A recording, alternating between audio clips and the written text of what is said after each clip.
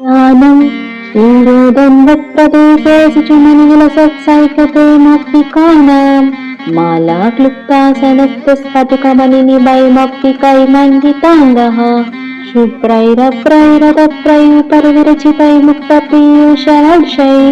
आनन्दीनाप्नुयत् अरिनलिनिगदाशङ्कपाणिर्मुकुन्दः भूपालौ यस्य नाभिवेदसुरनिलचन्द्रसूर्यौ च नेत्रे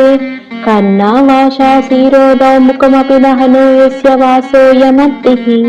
अन्तस्तं यस्य विश्वं सुरनरकगोपो चित्रं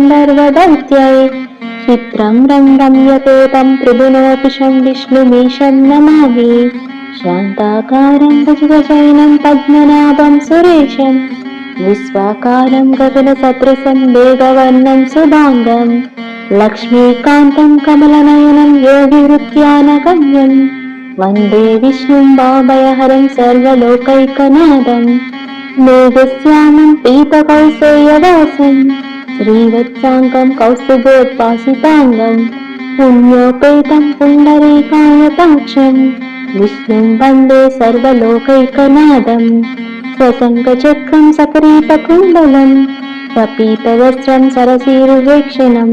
प्रहारवक्षस्थलशोभिकौस्तुभं नमामि विष्णुं शिरसा चतुर्भुजं छायायां पारिजातस्य हेमसिंहासनोपरि आशीनमम्बुदश्याम आयताक्षमलङ्कृतं चन्द्राननं चतुर्बाहुं श्रीवत्साङ्कितवक्षसं रुक्मिणी सत्यभामाभ्यां सहितं कृष्णमाश्रये।